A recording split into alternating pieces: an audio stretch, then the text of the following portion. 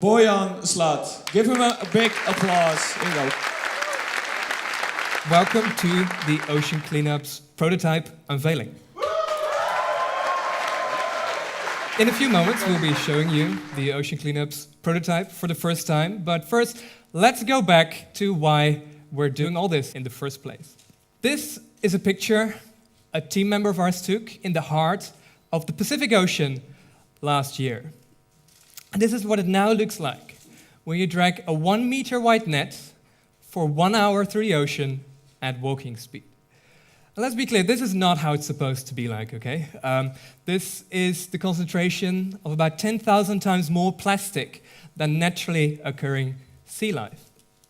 And in fact, this is not all. Actually, when you look at the whole spectrum of size classes of plastic, what you see is that those microplastic are today actually just a small fraction of the plastic. But today, most of the mass of the plastic is stored in those big objects, things like bottles, buoys, crates, etc. And the thing is that all those large objects will become those very hazardous microplastics over the next few decades if we don't do anything about this. So then the question is this a future we accept will happen? Or do we want to create a future in which the oceans become clean again? Well, today we're here together, obviously, to talk about the second option. And I think really there is no other way to turn back the clock than to actually go out there and start cleaning up. Well, even before the Ocean Cleanup was founded, people already proposed to do so using vessels and nets. But the thing is, this would take quite a while. It would take about 79,000 years. And furthermore, it would be very harmful. It would be inefficient. It would cost tens of billions of dollars to do so. So not such an attractive proposal, I think. But then suddenly there was this one simple idea. Why move through the ocean if the ocean can move through you? So I came up with this passive system which would really allow the natural ocean currents to do the hard work for us. And because this array we started to develop is oriented in a V shape, the plastic would concentrate towards the center where we could then easily extract it and store it before shipping it to land for recycling. Computer models then showed that with a single one of those systems, deployed for 10 years, we should be able to clean up about half the Great Pacific Garbage Patch, or more if we would deploy more systems. Well, it sounds quite easy, but the thing is, because nobody's ever done anything that is really comparable to this, there are just so many unknowns that it becomes incredibly complicated. One example of that is, for example, that only about a year ago, some people told us there were tens of thousands of tons of plastic in the ocean, and other people told us it was tens of millions of tons of plastic. And as you can imagine, that's sort of quite a range. And for us to be able to clean this up, it's quite important to know how much plastic is out there. So in order to solve that, we came up with a little project we called the Mega Expedition. What we did was we crossed the Great Pacific Garbage Patch with 30 boats at the same time, taking more measurements in 3 weeks than in the preceding 40 years combined, to really produce the first high-resolution map of the garbage patch.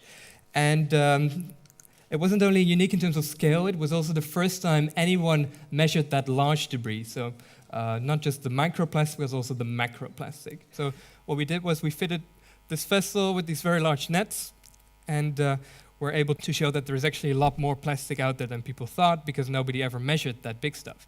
We had about 1.5 million pieces of plastic that our lab team counted piece by piece. And probably about around the end of the year, we should be ready to share the results of that expedition. And next, we started to develop the technology itself. So the way you develop something that is as new as the Ocean Cleanup is to really do it iteratively. So basically what we do is we use evolutionary principles to guide us to the destination, which is a system that would actually work. And I think this is a really, really important concept, because it means we test not to prove ourselves right, but to really look for the things that don't yet work and act accordingly. So how do you test often? How do you test cheaply? Well, you scale it down. So We first went to an institute called Deltares, where we did these tests at a very small scale, and then we moved over to a slightly bigger institute. This is Marin, where we deployed a 1:20 scale model. So that means that the waves you see here, although they look very small, actually represent about 10-meter high waves. So it's a pretty good test. Normally, oil companies, when they develop a new oil rig, they test it in this particular basin before actually putting in $1 billion and constructing it. So good test, and we learned a lot of how the thing behaves, how much force goes through the barrier, as well as how the water flows underneath it. So it's really good testing. But there are some things which really cannot be tested in a scale model basin, which leads us to the North Sea prototype. Can we build a system which is able to survive on the ocean for years? That is the key question we're trying to answer here with the North Sea prototype. And to do that, we actually need to go to the full scale. But the thing is, full scale in the North Sea, 100 kilometers, it will be pretty expensive, it would be quite risky. So in order to solve that, what we did was, instead of testing the whole system, we're testing a segment, because the system is actually very modular, so we can test one system. If that would survive, the whole thing would survive as well. So it's a 100-meter system. It will be deployed 23 kilometers off the coast of the Netherlands, and it will stay out there for a year, which means that we would get all seasons. And kind of the neat thing about this testing location we've gotten from the Dutch government is that because the currents are so strong because of the tides, in the first minor storm, we'll get forces higher than during a 100-year storm in the Pacific Ocean. So it's pretty safe to say if it survives here, it will survive anywhere.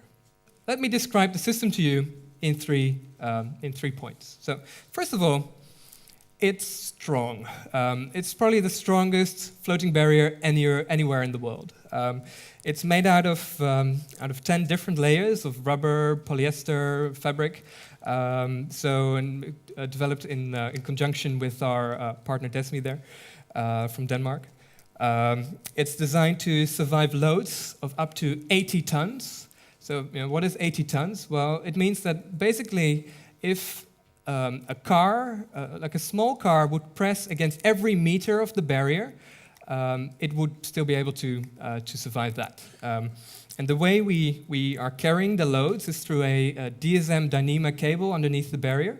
And this is actually a cut-proof barrier, so it would even survive if, for example, a shark would bite on it. So we pretty much covered those things.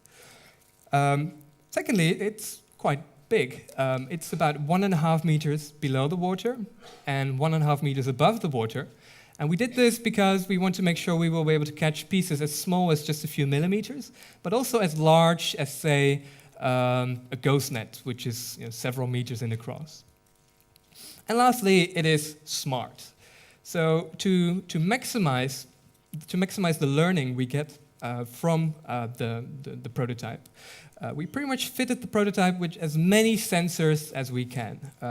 So we have motion sensors in the barrier that are able to detect even if, for example, a seagull would land on it. We have force sensors throughout the whole system to make sure we can measure how much force the current and waves is exerting on it. And we also have camera systems so that we will be able to monitor the system from our mission control in Delft 24/7. So perhaps we should count to 3 or count from 3 or something like that. So let's start on 3, okay? So here we go. 3, 2, 1. Say hello to the Ocean Cleanup's prototype.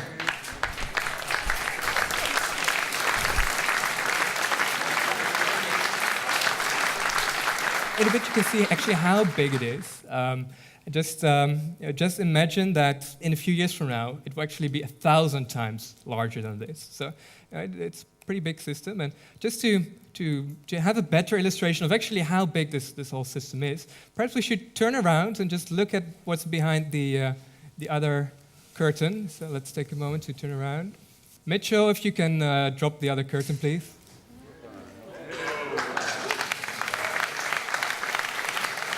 If all goes well, we should be ready to deploy the first operational pilot around the end of next year. and that should put us on track to initiate the largest cleanup in history by 2020. So, although today is a historic day for us, let me just conclude by saying this is not the end, it's for us just the beginning. Thank you very much.